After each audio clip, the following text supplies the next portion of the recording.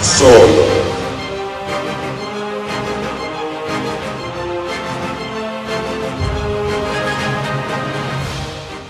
Yo, salut à tous et bienvenue sur cette petite vidéo qui va être ce soir consacrée à The Flash. Réalisé par Andy Muschietti, sorti donc du coup là en 2023. Ça reprend les personnages du Snyderverse, donc on a Ezra Miller qui reprend son rôle de Barry Allen. On a Ben Affleck qui revient faire un petit caméo avec Jeremy Irons, et on a également Gal Gadot qui est là. Mais on les voit à quelques secondes. Oh, le pauvre Ben Affleck, il a perdu 25 kilos. Ah, il a pas l'air en forme. Je vais pas vous raconter l'histoire, vous avez qu'à voir le film. Donc, ça fait un moment qu'on doit voir ce film. Ça fait, il a été repoussé depuis 2-3 ans. Ce film, c'est une arlésienne. Il est dans les cartons depuis des années. Il y a eu une dizaine de réécritures du scénario. Parce qu'on devait faire revenir Ben Affleck. Ensuite, il était pas dispo, ou alors il pouvait pas reprendre le rôle. Question de droit ou d'emploi du temps. Ensuite, ils se sont dit, on va peut-être faire venir Christian Bale. Au final, ça s'est pas fait. Oui, ça s'est pas fait, il est pas dans le film. Au final, peut-être quoi, faire revenir Keaton. Oui, non, oui, on sait pas, on sait plus, on s'en fout. Voilà, donc ça a été un bordel sans nom. Est-ce qu'il y aura Henry Cavill? Oui, bah non, il est plus là. Ah bah si, il revient dans Shazam. Ah bah non, finalement, il est plus là. Oh là là, donc 3 scénaristes. J'ai vu ça à la fin du film, je fais putain, 3 scénaristes pour cette merde. Oui, j'ai pas aimé. Non, je n'ai pas aimé plutôt, pardon. Petite faute de français.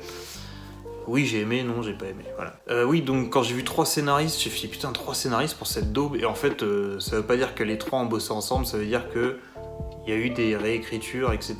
par 3 scénaristes différents. Et bordel, avec 3 scénaristes, c'est compliqué, hein. Alors, c'est d'autant plus compliqué qu'on est en plein dans le multivers, donc Barry Allen qui peut voyager dans le temps avec la force véloce et tout ça machin, il va dans des timelines et dimensions différentes, et j'ai envie de dire, hier soir j'ai vu Across the Spider-Verse. Donc j'ai essayé de mettre ça de côté, parce que c'est une utilisation génialement géniale du concept du multivers. Et là on se retrouve avec The Flash. Donc comment dire, alors le concept d'avoir 2 The Flash dans le même film, alors si vous savez pas dédoubler numériquement un acteur, le faites pas. C'est simple. Bon, en général, quand ils sont sur un plan comme ça, bah là vous le verrez pas parce que mon image est pourrie. Mais Ezra Miller, là il est bien fait. Là il est en plastique. Donc on voit le deepfake, les gars, hein. Et franchement, dans le film, c'est chaud, ça se voit. Mais en fait, tous les effets spéciaux ils sont dégueulasses dans ce film. Mais vraiment, ils sont dégueulasses. À chaque fois qu'il y a les 2 Ezra Miller ensemble, donc les 2 Flash qui n'ont pas leur cagoule, bah c'est simple. Dès qu'il y en a, dès qu'il y en a un qui parle et l'autre qui écoute, bah, le deepfake il est fait sur celui qui écoute, mais pas tout le temps. Alors est-ce qu'ils ont essayé d'homogénéiser ça pour qu'on se focalise pas toujours sur le même et qu'on se dise pas ah l'autre il est moche tout le temps? Mais des fois il y en a, celui qui parle c'est celui qui est mal fait en CGI et l'autre qui est juste à côté comme ça, c'est le vrai acteur. Et du coup c'est très bizarre. Ça commence déjà très mal, la première intervention de Batman, enfin toutes les interventions de Batman du film se font 2 jours. Donc déjà Batman la journée, c'est conceptuel. Et en plus, quand c'est sa doublure numérique, tu peux pas jouer sur les ombres et les lumières. Il est en plein jour, donc il est dégueulasse. Sa cape, elle est dégueulasse, parce qu'en plus, les génies, au lieu de le laisser en noir et gris, où tu peux un peu tricher, le noir et le gris, ça passe encore en CGI. Ben non, ils l'ont mis en gris et bleu, pour faire comme dans les comics. Sauf que du gris et du bleu en plein jour, en CGI, c'est immonde. C'est immonde. Le costume de Flash, il est dégueulasse. Pareil, il est en CGI tout le temps, quasiment. Des fois, j'ai l'impression que c'est un vrai costume, mais le rendu, il est tellement laid que même si c'est un vrai costume, on dirait que c'est faux. Je sais pas comment ils ont réussi à faire ça. C'est prodigieux. On a des plans quand il se met à courir là. Oui, parce qu'il court comme ça. Au ralenti, il court comme ça. Et du coup, il fait des espèces de trucs de balancier avec ses bras. Et puis il se met comme ça. En plus, il se met comme ça. Donc il fait ça comme ça quand il court. Et avant de se mettre à courir, il se met comme ça. Il lève une patte en l'air et il est comme ça. Mais il court normalement, mec. Enfin, c'est ridicule. Il est ridicule, le pauvre. Donc ce costume est dégueulasse. Et quand il franchit la vitesse de la lumière, il se retrouve dans un espèce de monde en full CGI, en image de synthèse complète. Qu'est-ce que c'est laid! Qu'est-ce que c'est mal fait! Il y a des doublures numériques, mais putain, on se croirait dans...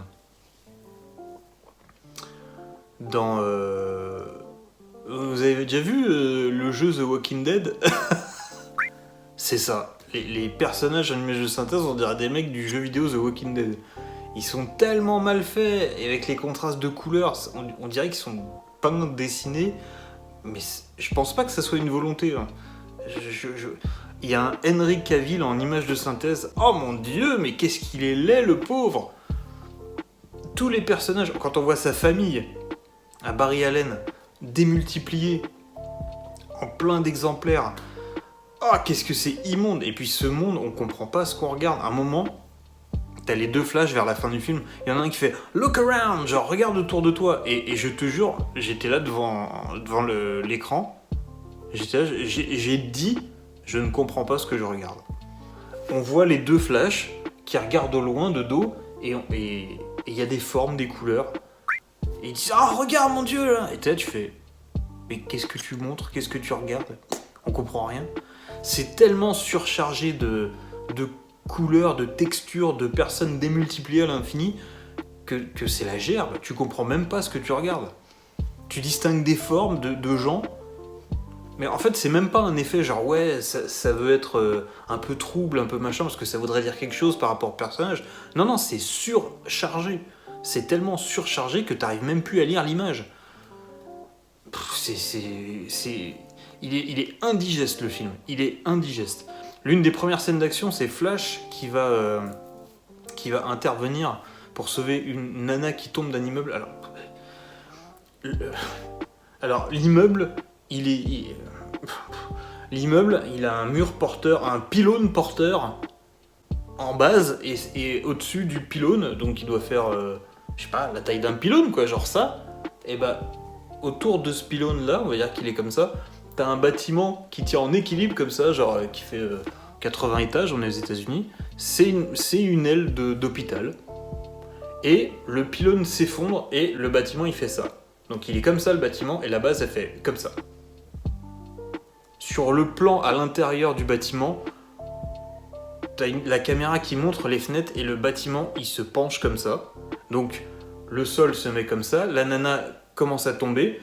Replan sur le bâtiment de l'extérieur, il est droit.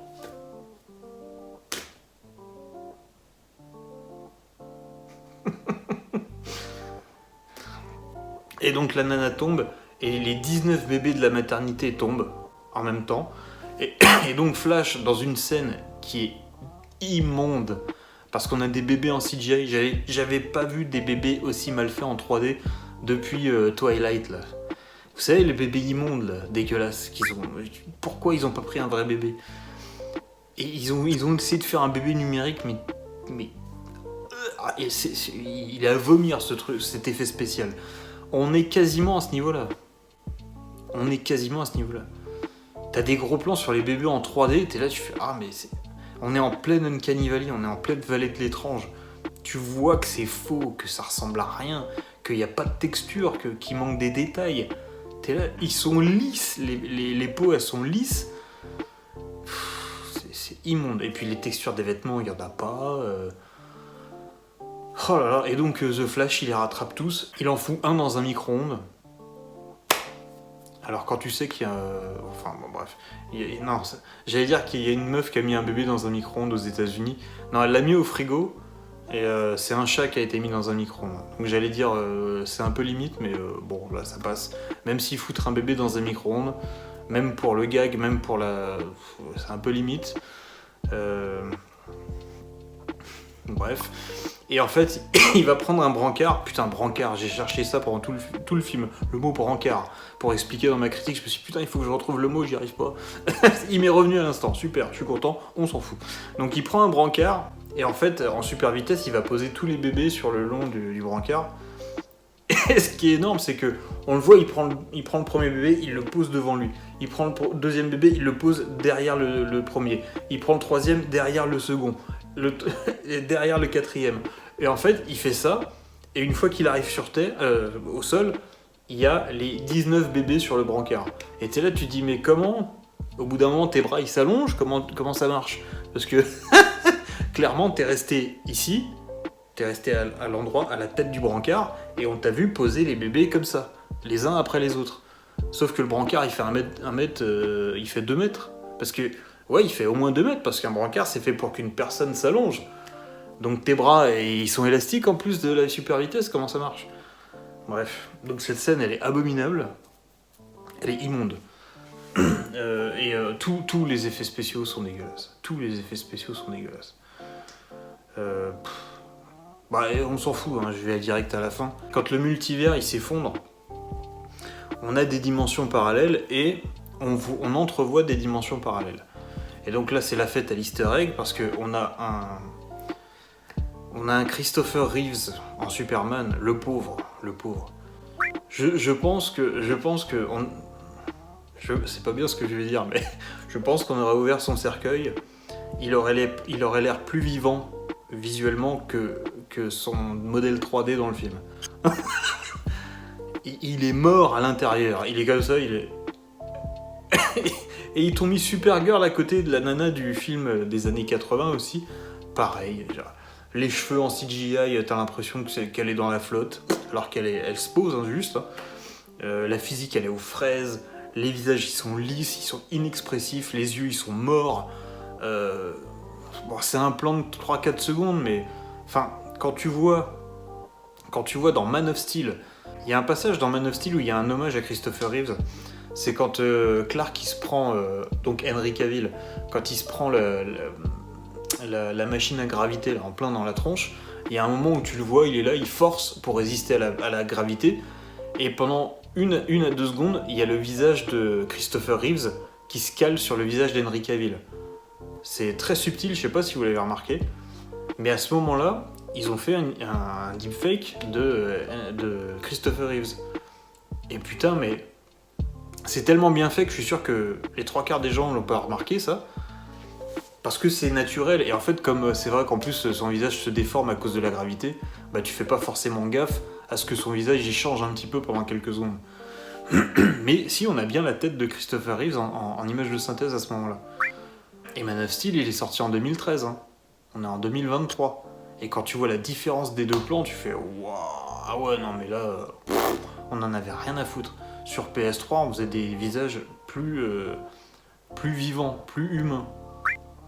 La PS3, c'était 2007-2008, les gars. On est en 2023. Hein.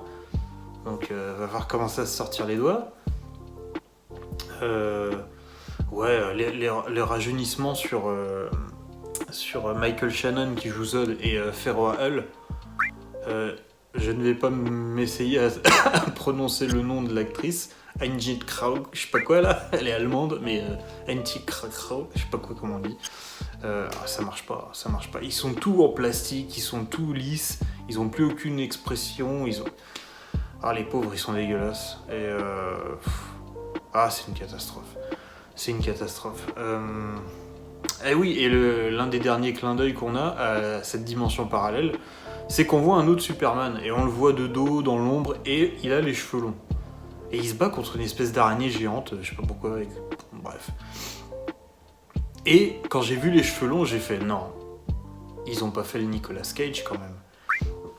Alors Nicolas Cage, il a pas joué Superman, mais il devait le jouer dans un film qui devait sortir dans les années 2000 qui devait s'appeler Superman Lives. Et du coup, c'était Nicolas Cage qui devait interpréter Clark Kent. dans une version réalisée par Tim Burton. Donc à la base, il devait avoir un costume avec des LED brillantes et je sais pas quoi, mais les photos officielles qu'on a de Nicolas Cage dans le costume de Superman, c'est un costume un peu plus classique, un peu plus cuirassé, mais on reste sur le costume classique, quoi. Et du coup, ils ont mis cette version-là également.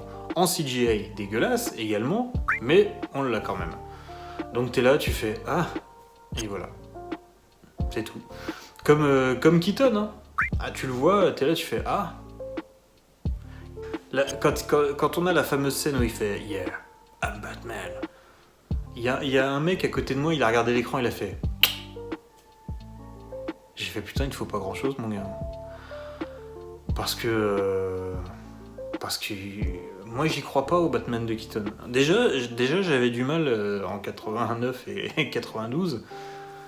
Je suis désolé, pour moi, ce mec, c'est Julien Lepers. Quand j'étais petit, j'étais persuadé que Julien Lepers jouait Batman dans les films de Burton. N'est-ce pas ? C'est non. Je sais, c'est une vanne, mais pour moi, c'était réel. Je croyais vraiment, parce que ma grand-mère, elle regardait toujours Question pour un champion. Et comme j'allais souvent en vacances chez elle, je regardais souvent Question pour un champion. Et je lui disais, oh, on regarde le jeu avec Batman, à ma grand-mère. Voilà. Donc, elle a jamais compris pourquoi. Mais j'étais persuadé que c'était lui. Donc, c'était compliqué. J'ai toujours gardé ça dans un coin de ma tête, et ça a toujours été compliqué pour moi de voir Keaton en Batman. Bref. Et donc en fait, quand on le revoit...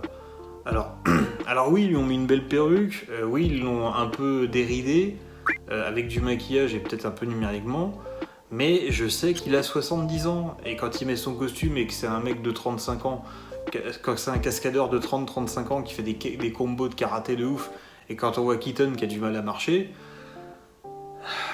moi ça marche pas, j'y crois absolument pas. Et puis je suis désolé, bon alors, vous adorez le Batman de Keaton sûrement.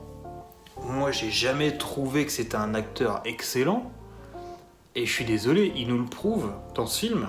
Parce qu'il nous fait une Marion Cotillard. Ah mais elle est violente. Parce que à la fin quand il meurt là, oh la vache. Mais zéro impact, zéro émotion. Et puis genre, not this time kid. Tu fais, ah ouais, wow, la vache.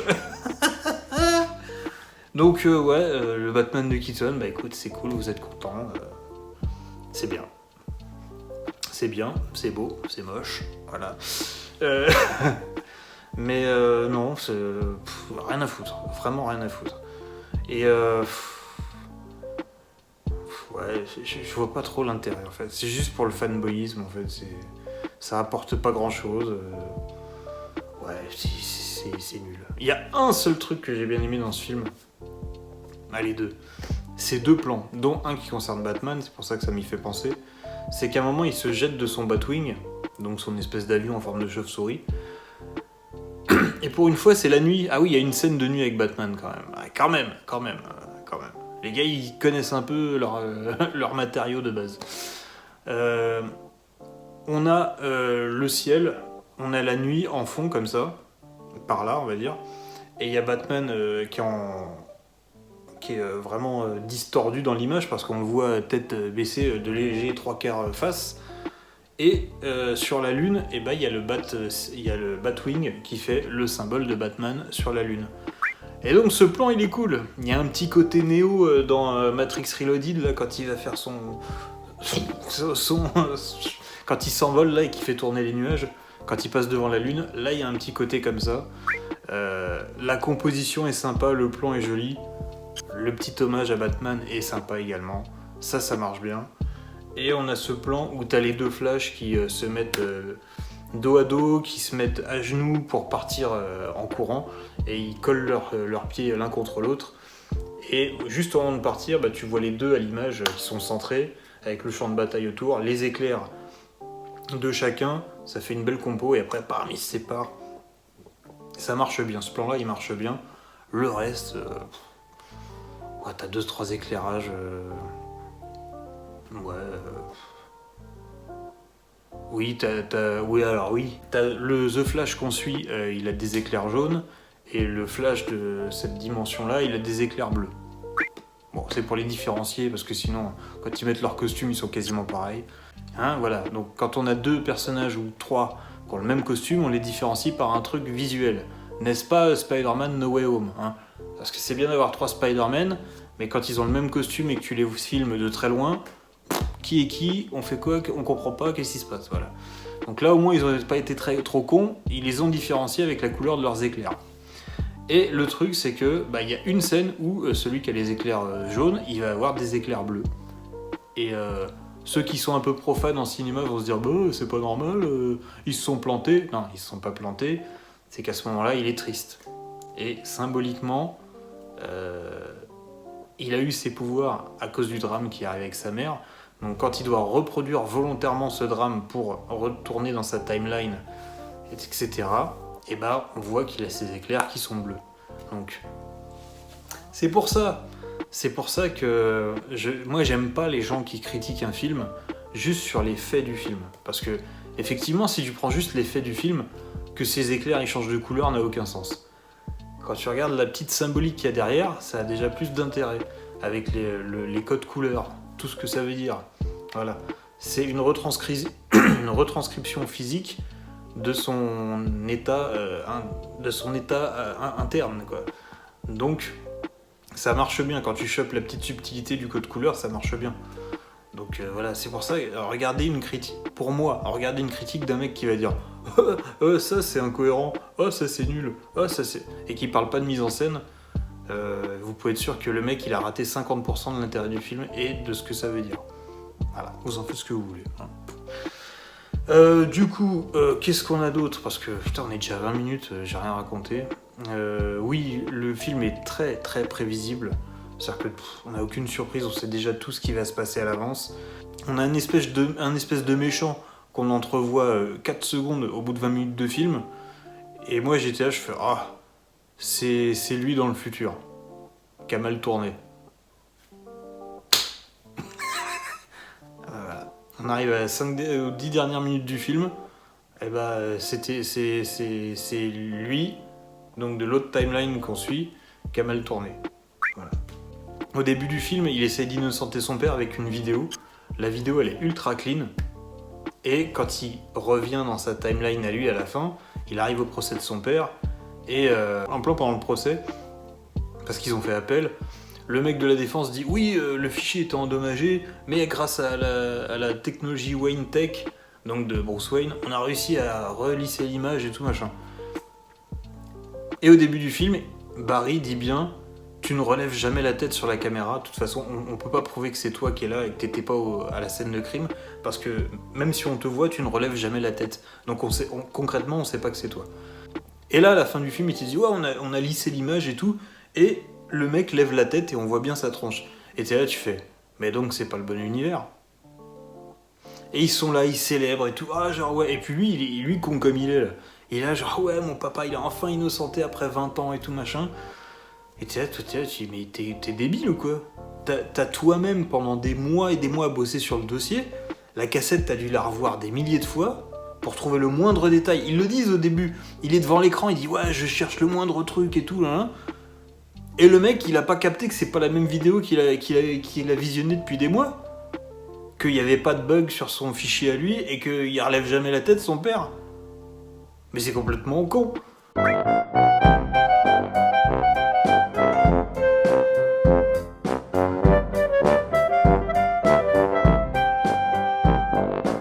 Et du coup, il est super content, son père il est libéré et tout machin. Et à la fin, il y a Bruce Wayne qui l'appelle. Donc déjà, c'est pas la voix de Keaton au téléphone, donc t'es là, tu fais ok, donc c'est pas la voix de Keaton, c'est pas la voix de Ben Affleck. Je me suis dit, ça ressemble pas à du Christian Bale.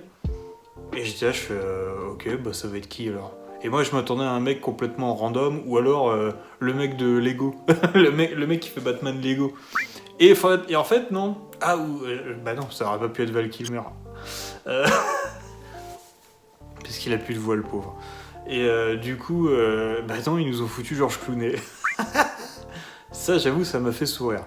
Parce que je trouve que la blague est drôle. Parce qu'il lui dit, il dit, mais tu peux pas être Bruce Wayne. Et l'autre il fait, bah t'es malade ou quoi? Bien sûr que si. Et c'est marrant parce que George Clooney, c'est vraiment l'acteur que tout le monde a renié en bloc pour le rôle de Batman. Lui-même s'était excusé dans une interview en disant j'ai tué Batman et tout. Genre je m'excuse vraiment quoi, de ce que j'ai fait. Et donc ça m'a fait rire. Mais c'est le côté méta en fait, c'est pas le film en soi, c'est la blague au-delà du film qui me fait rire. D'avoir pris cet acteur et de faire dire à Ezra Miller, mais c'est pas possible, tu peux pas être Batman. Voilà, ça m'a fait sourire. Mais le reste, au secours quoi. Les blagues, elles sont insupportables. Elles sont insupportables. C'est pas drôle. C'est pas drôle. Et ça arrête pas. Et Batman, il fait des blagues. Enfin. Y a rien qui marche. Le deuxième Flash, il est insupportable. Alors c'est fait exprès, mais au bout d'un moment, t'as juste envie de lui mettre des claques dans la gueule. Et puis il y a une espèce de parti pris de ridiculiser les héros. Alors déjà, bon, Barry Allen, il est pas... voilà, il est nul, quoi. Bon, il court vite si tu veux, mais il a aucune intelligence émotionnelle avec les gens. C'est limite un... Enfin, c'est pas méchant quand je dis ça, mais il est limite autiste, quoi. Sauf qu'il est normal, c'est juste que c'est un teubé, en fait. Un autiste, il a du mal à tisser des liens avec les gens, c'est pas de sa faute. Lui, il est juste abruti, en fait. Donc, c'est pour ça que je dis limite autiste, c'est pas ça, vraiment. Mais, parce qu'un autiste, il a une condition qui fait qu'il n'y arrive pas. Lui, c'est juste un abruti, quoi. Et du coup, son double, il est insupportable. Le Batman... le Batman de Keaton, à un moment, il a un batmètre.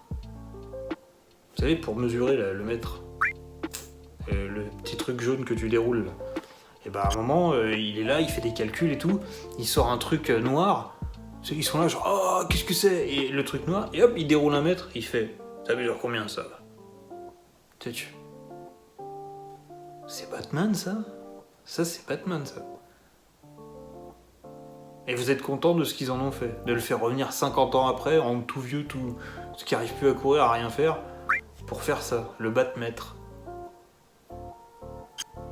Bah sans moi les gars, stickez-vous sur votre film, mais c'est sans moi. Oh là là. Et donc t'as ça. Ouais, t'as... Je sais plus, franchement je sais pas. Ah oui, un petit point positif, la jeune fille qui joue Kara Jor-El. Kara, comment elle s'appelle? Bref, la cousine de Superman, Supergirl. Elle se débrouille bien. Après, en fait, il y a un truc qu'imaginer, c'est toutes les transitions en fait où elle s'élance et elle part à fond quoi. Mais en fait, c'est pas elle, c'est juste que l'effet il est foireux. Donc tu vois trop la transition en fait, il y a un truc qui merdouille. Ça se fait pas assez vite ou ça prend trop son temps, je sais pas. Enfin, soit ça prend trop son temps, soit c'est trop rapide, mais il y a un truc de rythme entre le moment où elle fait ça et au moment où elle s'élance. T'as l'impression qu'il y a un mouvement en trop, il y a une demi-seconde en trop ou un truc comme ça. Le raccord se fait pas. Et du coup, c'est un peu ridicule. Mais elle, l'actrice, elle joue bien. Elle est charismatique. Mais elle a le syndrome un peu des femmes badass depuis 5 ans. C'est-à-dire qu'elle a aucune émotion, quoi. Elle est comme ça pendant tout le film. Voilà, donc... ça aurait été sympa de l'humaniser un petit peu, quoi. Alors oui, c'est une extraterrestre, mais... justement, humaniser-la un peu. Après, je vais pas trop te taper là-dessus parce que, effectivement, c'est un personnage qui a passé des années et des années enfermé. Donc forcément, elle sort, elle va pas faire genre wouhou en 2 secondes. Quoi. Donc bon, je retire ce que j'ai dit. Par contre, elle meurt en continu parce qu'ils refont des timelines plein de fois. Elle se fait toujours planter par Zod. Question, comment Zod la plante?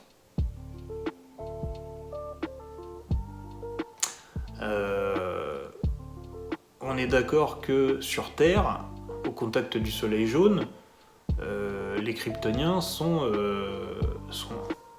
invincibles quasiment.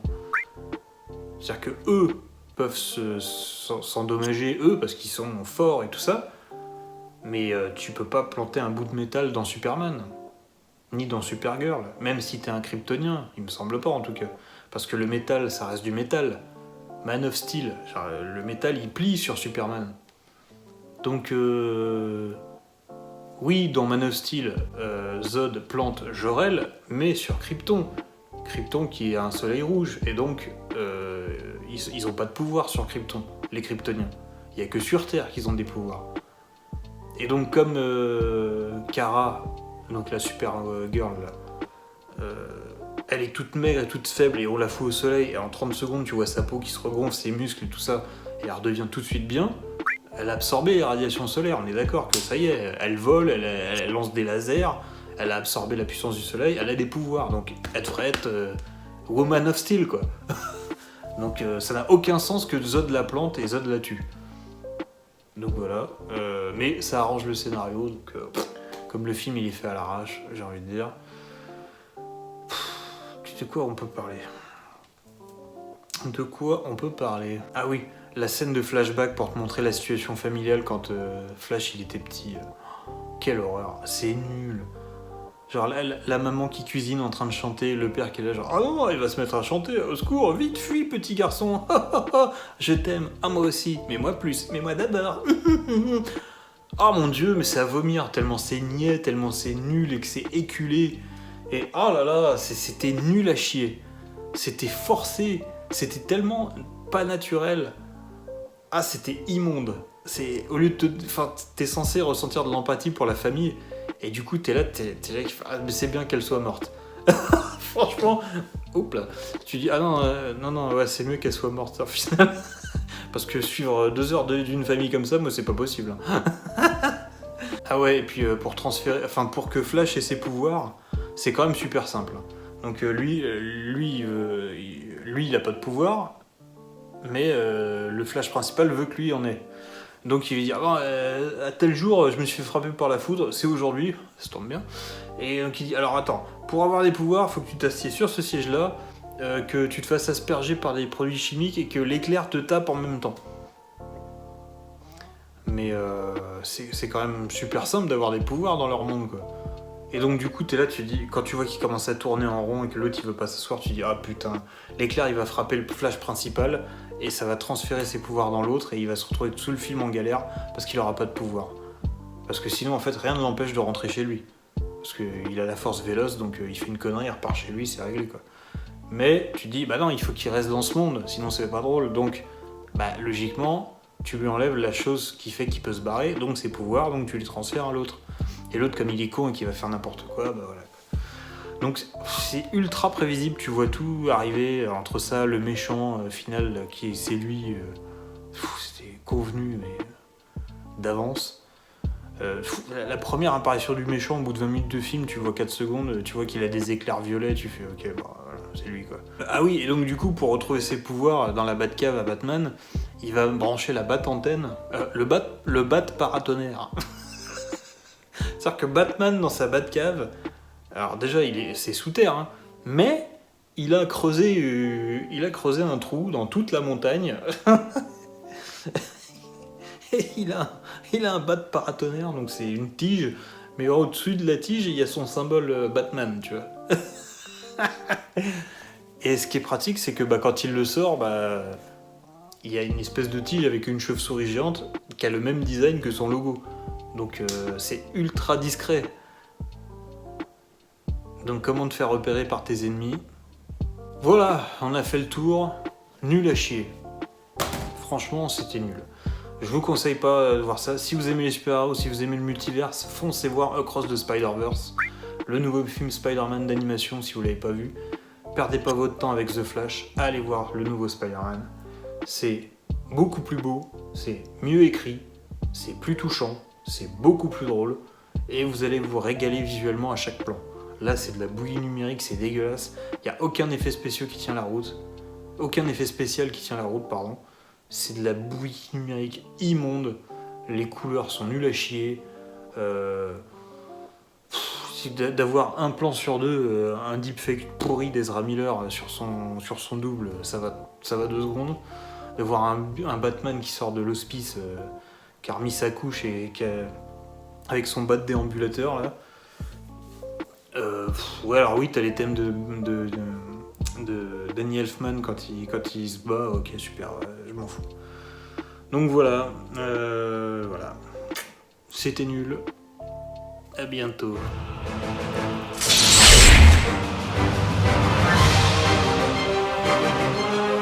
Solo.